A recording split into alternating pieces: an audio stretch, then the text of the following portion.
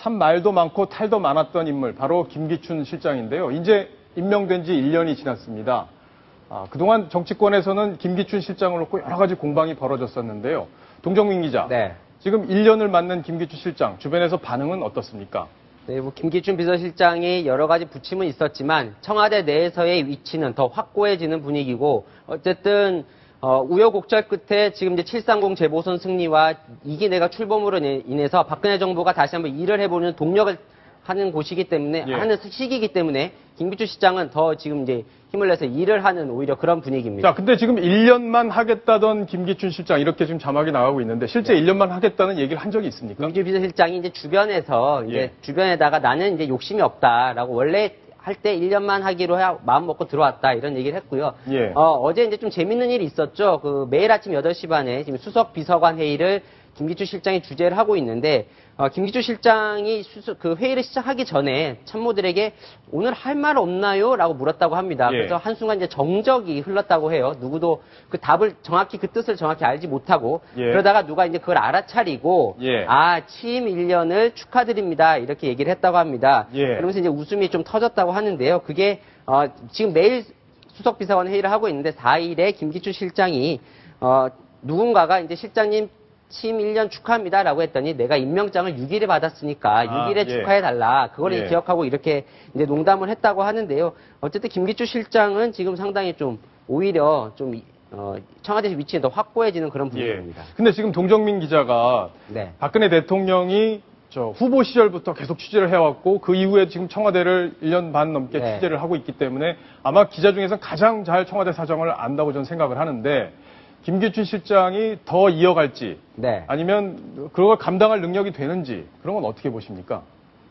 김기춘 실장, 제가 오기 전에 지금 몇 통 이제 청와대 핵심 관계자들에게 김기춘 실장의 과연 장점이 뭐냐, 당신들이 내부에서 보기에, 라고 이제 좀 질문을 해서 이제 얘기를 좀 들어봤는데, 일단은 김기춘 실장이 입법, 사법, 행정, 이 세 가지 것을 다 경험을 해봤습니다. 이제 검사 출신이고요. 그 다음에 국회의원도 했고, 또 법무부 장관도 했기 때문에, 그러다 보니까 업무 파악 능력이 상당히 빠르다고 합니다. 그래서 수석들을 장악하는 그런 힘이 아주 강하다고 하고요. 그리고 대통령의 심기를 아주 잘 살피는 거죠. 심기경호. 심기경호. 그러니까 비서실장의 가장 중요한 역할이기도 하죠. 이른바 눈치를 잘 본다는 건데요. 대통령이 뭔가 원하는 게 있으면, 가려운 것이 있으면 대통령이 말하기 전에 먼저 그것을 긁어서 보고서를 만든다든지 해서 알려주는 거. 그러면서도 또 하나는 김기춘 실장이 이른바 흔히 정치권에서 장단을 친다라는 표현을 쓰는데, 대통령의 뜻 없이는 어떤 뭔가 중요한 결정은 절대 하지 않는.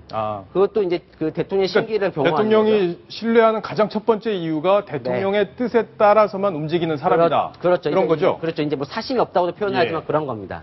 근데 제가 들은 말 중에 재밌는 게 하나가, 김기춘 실장이 머리는 20대처럼 돌아가고 또 경험은 70대처럼 풍부하다, 이런 말이 있던데 실제 그렇습니까? 이게 이제 그것도 청와대에서 하는 얘기죠. 이제 보통 이제 나이가 좀 많이 연세가 들면 기억력도 좀 감퇴를 하고 업무 파악 능력도 좀 떨어질 거라고 생각을 하는데, 어느 누구보다 뭔가 요점을 파악한 능력이 좀 탁월하다고 하고요. 그리고 지금 이제 보통 밤 9시 정도까지 늘 이제 자리를 지키면서 모든 현안을 챙기고, 세월호 참사 이후에는 지금 토요일, 일요일 가리지 않고 주 7일 연속 매일 수석 비서관 회의를 개최하면서 이제 국정을 장악하고 있기 때문에 뭐 체력면이나 이런 면에서 나이보다 훨씬 젊게 아주 활동적으로 근무를 하고 있다고 합니다. 김기춘 실장이 그동안 정치권에서 아주 논란의 핵심에 섰던 인물인데요. 저희가 그동안 1년에 어떤 일이 있었는지 1년간의 모습을 영상으로 준비했습니다. 같이 한번 보시겠습니다.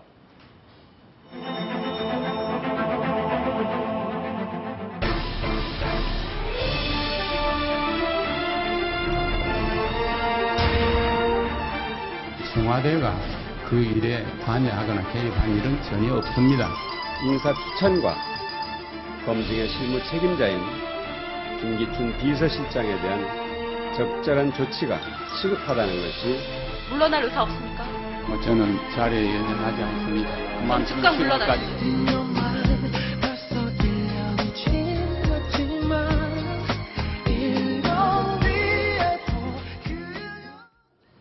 동정민 기자가 보는 1년은 어떻습니까? 저는 이 사례가 아주 좀 적절한 사례라고 보는데요. 박근혜 대통령이 해외 순방을 나가면 바로 그 다음날 김기춘 비서실장은 늘 청와대 모든 직원을 불러놓는 조례를 엽니다. 예. 거기서 한 10분에서 15분 정도의 이제 얘기를 하는데 거의 얘기가 똑같다고 합니다. 그 내용은 여기서 청와대에서 근무하는 것 자체가 영광이다. 당신은 가문의 영광이다. 여기 오고 싶어서 안달이 난 사람이 수만 명이 된다. 그러니 당신들은 아무 생각 없이 입조심 말조심하면서 국가를 위해서 희생을 해라. 예. 그러면서 지난 5월에 그 대통령이 중앙아시아를 갔을 때 그때 조례 시간에 이런 얘기를 했다고 합니다. 어떤 비유를 들면서 중국의 어떤 충직한 신하가 있었는데 그 신하에게 어떤 사람이 황제의 방에 있는 나무가 어떤 나무입니까? 라고 물어봤더니 그 신하가 황제에 있는 그 황제와 관련된 거는 어떤 말도 할 수 없다라고 얘기를 했다는 것을 전하면서 입조심 말조심해라. 이건 무슨 얘기냐면 청와대 내부에서는 가장 중요한 게 보안이라고 얘기를 하거든요. 예. 그러다 보니까 청와대는 김기춘 실장의 중심으로 입조심 말조심하면서 정말 딱 뭉쳐서 가고 있는 거죠. 예. 그게 김기춘 실장의 지금까지 1년이었고요. 예. 그러다 보니까 주변에서는 너무 불통을 하는 거 아니냐. 예. 그리고 김기춘 실장이 너무 국가 간 역사관을 앞세운 너무 좀 이렇게 너무 보수에 치우친, 이념에 치우친 행보를 하는 거 아니냐라는 의견들이 계속 나오다 보고 그러다 보니까 대통령의 불통의 원인이 김기춘 실장이 아니냐라는 얘기도 이런 맥락 속에서 이해를 할 수 있을 것 같습니다. 자, 그럼 궁금한 거는 과연 1년이 됐으니까 네. 새로운 사람으로 교체될 것이냐 이 부분이거든요. 네. 가능성이 어떻습니까? 오늘 이례적으로 청와대 핵심 수석이 기자들을 방문해서 예. 김기춘 실장은 교체되지 않는다라고 못을 박았습니다. 아, 그랬습니까? 어제죠. 어제 지금 주기적으로 김기춘 실장의 교체설이 여의도를 중심으로 소문이 막 퍼지고 있는데요. 어제 한꺼번에 현경대 지금 민주평통 의장이 후임으로 될 거다라는 소문이 확 퍼졌습니다. 예. 그걸 이제 막기 위해서 김기춘 실장의 거취를 정리를 한 것이고요. 김기춘 실장을 예. 아, 지금 이 노래는 넌 내 거 중에 최고라는 가수 이현의 노래인데요. 네. 아마 대통령이 갖고 있는 것 중에 가장 최고로 치는 게 바로 김기춘 비서실장이 아니냐 이렇게 생각이 돼서 저희 제작진이 이 노래를 지금 흘려놓는 것 네, 같습니다. 김기춘 비서실장이 가장 위기였을 때가 그 문창극 후보자의 낙마였을 때입니다. 당시에 두 차례나 국무총리 후보자가 낙마했는데 인사위원장이 김기춘 비서실장이 책임져야 되는 거 아니냐라는 여론이 아주 높았었는데요. 예. 당시에 청와대 핵심 관계자들 얘기를 들어보면 대안을 찾지 않는 한 대통령에게 김기춘 비서실장의 교체를 얘기하기 어렵다. 예, 대안이 그만큼. 없으니까 그렇죠. 앞으로도 김기춘 실장 계속 간다. 대안이 이렇게 없다는 봐야겠네요. 거는 누구도 아무리 고민을 해도 김기춘 비서실장을 대체할 사람을 떠오르기 어렵다. 그 정도로 지금 김기춘 비서실장의 위치는 확고하다고 예. 볼 수 있겠습니다. 그 인사 실패가 계속 반복되고 있는데도 불구하고 또 야당에서 그렇게 사퇴 요구가 있는데도 불구하고 계속 유임이 되는 것 보면 참 능력이 대단하다 이런 생각도 듭니다.